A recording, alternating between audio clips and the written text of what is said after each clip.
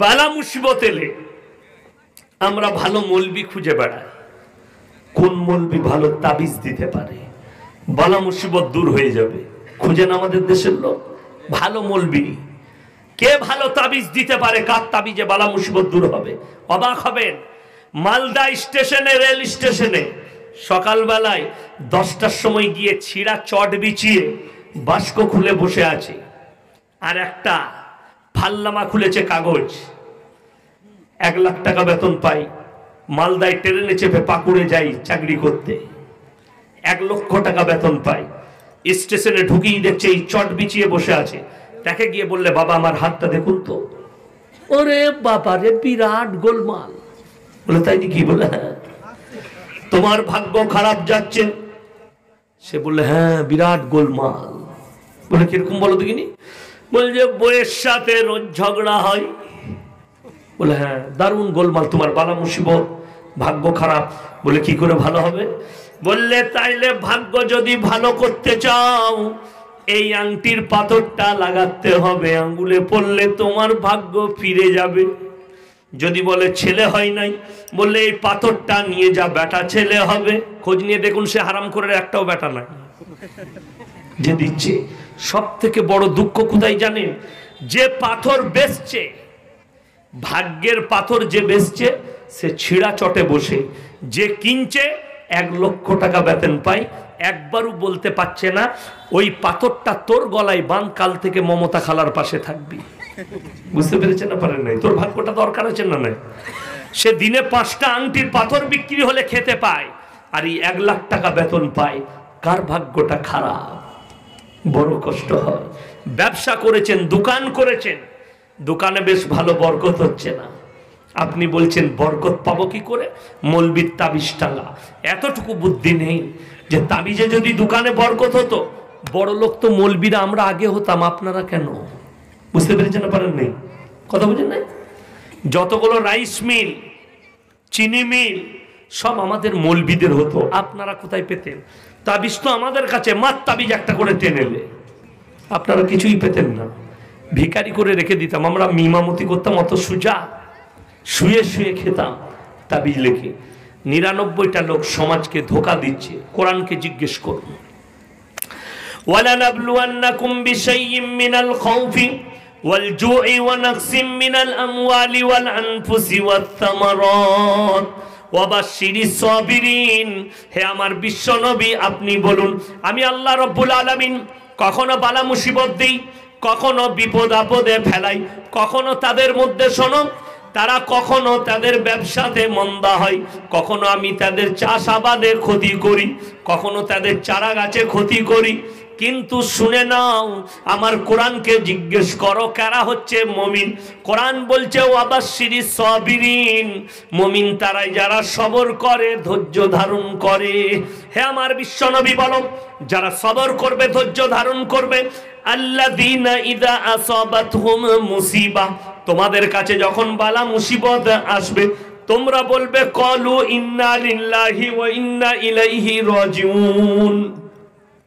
ওগো আল্লাহ, আমরা সকলে তোমারই জন্য আর তোমার কাছেই প্রত্যাবর্তন করতে হবে। তখন আমি আল্লাহ রাব্বুল আলামিন তোমাদের পাশে আছি, তোমাদের সঙ্গে আছি। বলুন সুবহানাল্লাহ।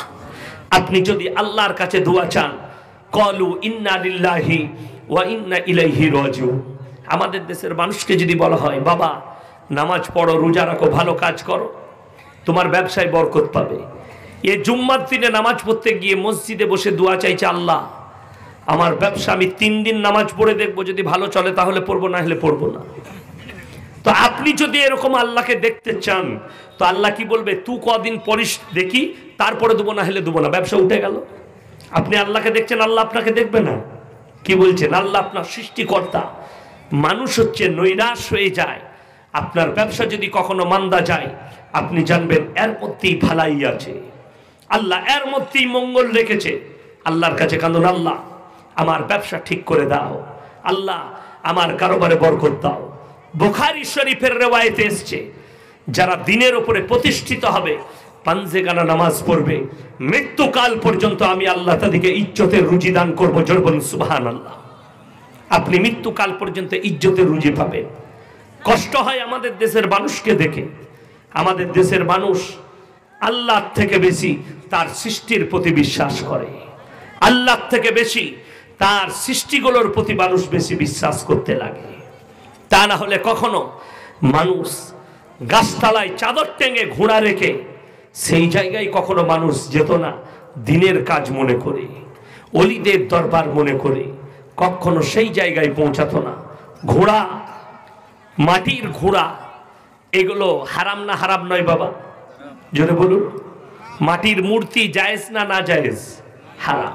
আমাদের দেশে দেখেছেন একটা নতুন কথা উঠেছে, ফেসবুকে চলছে, ধর্ম যার যার উৎসব সবার। পরের দিন এই জন্যেই আমার মুসলমান ভাইরা কান খুলে শুনবেন, কিছু মুসলমান যুবক, কিছু মানুষ তারা এই সমস্ত পোস্টগুলো পড়ার পরে তারা নিজেদের বউ ছেলেকে নিয়ে দুর্গা উৎসবে মেলা দেখতে যাচ্ছে, দুর্গা ঠাকুর দেখতে চায় নিজেদের বৌদিকে নিয়ে। ধর্ম যার যার উৎসব সবার। আমি যখন পোস্টটা পড়লাম, প্রথম হাওড়া ডিস্ট্রিক্টে আমি বায়ান করেছি, একটাই কথা বলেছি, কথাটা যদি সত্য হয়, ধর্ম যার যার উৎসব সবার, তাহলে কুরবানির সময় ওদিকে ডাকা যাবে তো ঠ্যাং ধরার জন্য। কথাটা বুঝতে পারেননি? ঠিক বলছি না আমি? উৎসব তো সবার, তাহলে ওদিকে ডেকে দেবে কুরবানির সময়, আমাদের গরুর ঠ্যাংগুলো ধরবে, সুবিধা হবে, লোক পাওয়া গেল। বড় কষ্টের কথা। তখন এই হারামখোর নেতা যে পোস্ট করেছে, সে তখন বলছে ওদের মনে ব্যথা দেয়া হবে, ইসলাম কেউকে আঘাত দেয় না। হারামখোর, তুমি যদি বলো মুসলমানরা দুর্গা উৎসবে যাবে, আমার আল্লাহকে আঘাত আনা হবে না? আমার আল্লাহ কষ্ট পাবেন না? তোমার সৃষ্টিকর্তা যদি বলেন দলিল দেন, শুনে রেখে দেন, আমি কারুর ধর্মকে খারাপ বলতে চাইনি। কোরআনে যে সম্প্রীতি শিখিয়েছে, কোরআন বলছে লাকুম দীনুকুম ওয়ালিয়া দীন, তোমার ধর্ম তোমার কাছে, আমার ধর্ম আমার কাছে। এটা আমার নবীজিকে আমার আল্লাহ শিখালেন।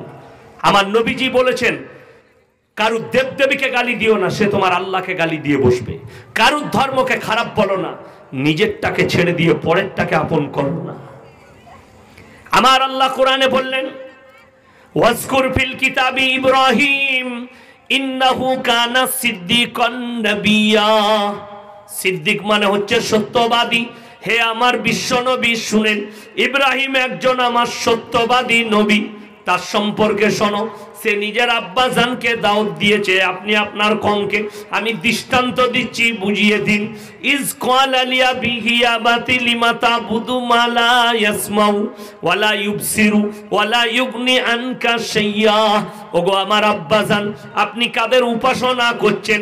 হাত পা নাড়তে পারে না, কথা বলতে পারে না, তাদের নিজস্ব কোনো ক্ষমতা নেই, আপনি তাদের উপাসনা কেমন করে করছেন? इब्राहिम नबीर बाप बोले हमारे माबूदों के बारे में अगर ऐसे फिर कहा तो तुम्हें मार दिया जाएगा, पत्थर से तुमको मर्डर कर दिया जाएगा। इब्राहिम नबी चोखे पानी एসেছে, बाप किंतु मानेনি। इब्राहिम नबीर बापेर तीनटे काज छिलो, आब्बा मूर्ति तैरी करा, मूर्ति बेचा और मूर्तिर उपासना करा, तीनटे काज। इब्राहिम नबी दाওয়াত দিয়েছেন নিজের আব্বাজানকে। ওই জন্য কোরআনে আছে हजरत इब्राहिम नबी कियामतेर दिन आल्लाहर काछे हाथ तुलबेन। रेवायते आछे इब्राहिम नबीर बाप बीर्ज आकारे रक्तते लुटोपुटी खाबे। इब्राहिम नबीर आवेदन निवेदन राखा होबे ना, फिरी देवा होबे। एरपरे डिसकास करुन आपनारा आमादेर मतो फुटो मौलबीदेर कि होबे कियामतेर दिने। ताई अनेकजन बोले आरे मौलवी साहेब आमरा तो ठाकुर देखते गेछिलाम, আমরা পূজো পাঠ করতে যাইনি কিংবা প্রসাদও খেতে যাইনি। কথাটা খুব ভালো, একটু আগে চলুন বুঝিয়ে দিই। আপনার এই গ্রামে ডাকাতি হচ্ছে একটা বাড়িতে, রাতের বেলায় সবাই ঘুমাচ্ছে, একজনের ঘুম ভেঙেছে, সে পেশাব করতে উঠেছে, উঠে বসে দেখছে একটা বাড়িতে মারাত্মক ডাকাতি হচ্ছে। সে চিন্তা করলো দেখি আমি, পুরো সিনটা সে দেখলো ডাকাতির, তারপরে সব ডাকাতি করে নিয়ে চলে গেল। পরবর্তীতে পুলিশ এসছে, এসে বলল বাবা তোমাদের মধ্যে কে দেখেছো এই কাজ? সে বললে স্যার আমি প্রথম থেকে শেষ পর্যন্ত দেখেছি। কাকে বেশি কেলানি দিবে বাবা? বুঝতে পেরেছেন না? পারেননি? তাকে কেলাবে না, একে নিয়েছ, একে মার। প্রথম থেকে শেষ পর্যন্ত দেখেছে, প্রতিবাদ করেনি। কোরআনে আছে, তোমরা যদি আল্লাহর বিরুদ্ধে কাজ দেখো, তোমরা প্রতিবাদ করো, ভালো কাজের আদেশ করো, অসৎ কাজের নিষেধ করো। এটা কোরআনে আমার আল্লাহর বাণী। তুমি তার কাছে গেছো, তার সাথ দিয়েছো, এটার জন্যই তুমি অপরাধী। ওই জন্য কখনো নয়। ধর্ম যার যার, উৎসবেরও সবার। ধর্ম যেমন নিজের নিজের, উৎসবেরও নিজের নিজের পরিচয়। আপনি রমজান মাসে রোজা রেখে তারাবি পড়লে লোকে দেখতে আসে অমুসলিমরা মসজিদে? কথা বলুন, আসে? ঈদের নামাজে আসে না। বড় কষ্ট হয়। আমাদের দেশের মুসলমান সম্প্রীতির কথা বলে আল্লাহর আমানতের খেয়ানত করে, কোরআনের আমানতের খেয়ানত করে, সম্প্রীতির কথা বলে। রাজনীতির জায়গায়, ইসলামের জায়গায় নরণচরণ, এতটুকু কোনো লরণচরণ নাই। আর যারা করবে, আমাদের মতো 100টা মৌলবীকে আল্লাহ বিনা হিসাবে জাহান্নামে নিক্ষেপ করবে। যারা সমাজকে ধোঁকা দিয়েছে, প্রতারণা করেছে। আমি আপনাদেরকে মৌলবী চিনি দিয়ে যাই, আপনি বলবেন কোন মৌলবীর কথা শুনবো? এ একটা বলছে মৌলবী চিনেলে। কোরআন বলছে, ইন্নাল্লাযীনা ইয়াকতুবুনা মা আনজালাল্লাহু মিনাল কিতাব ওয়া ইয়াশতারুনা বিহি সামানান কলিলা উলাইকা মা ইয়াকুলুনা ফি বুতুনিহিম ইল্লান নার ওয়া লা ইউকাল্লিমুহুমুল্লাহু ইয়াওমাল কিয়ামাতি ওয়া লা ইউযাক্কিহিম ওয়া লাহুম আযাবুন আলীম। হে আমার বিশ্বনবী, বলো, তোমাদের মধ্যে ওই মৌলবীরা ক্ষতিগ্রস্ত হবে যারা নিজেদের পকেট ভারী করার জন্য, পেট ভরার জন্য আমার কোরআনের আয়াতকে গোপন করে, আমার কথাকে গোপন করে। কিয়ামতের দিনে ওই সমস্ত মৌলবীরা নিজেদের পেটেতে আগুন ছাড়া আর কিছু ভরে না। আমি আল্লাহ তাদেরকে কিয়ামতের দিনে কঠিন আযাবে মুবতালা করে দেব। সূরা বাকারা। আমি তাদেরকে কঠিন পাকড়াও করব যারা নিজেদের পেট চালানোর জন্য কোরআনের আয়াতকে লুকিয়ে দেয়, কোরআনকে লুকিয়ে দেয়, আমার ভাষাকে লুকোয়, আমার বাণীকে লুকোয়। এই সমস্ত মৌলবীরা কিয়ামতের দিনে আমার কাছে কঠিনভাবে পাকড়াও হবে। ওই জন্য নিয়ত করলেন, আমরা হক্কানি মৌলবীর কাছে থাকবো। জোরে বলুন ইনশাআল্লাহ। হক চিনতে শিখুন, কে হক পথে আছে, কে না হক পথে আছে। যদি আমি বলি নামাজ পড়ার প্রয়োজন লাগবে না, রোজা রাখার প্রয়োজন নেই, কোনো কিচ্ছুর প্রয়োজন নেই, ইনশাল্লাহ তোমরা আমাকে নজরানা দিবে, আমি তোমাদেরকে জান্নাতে নিয়ে যাব, সেই মৌলবীটা 2 নম্বরই হতে পারে না? পারেন? সকলে বলুন।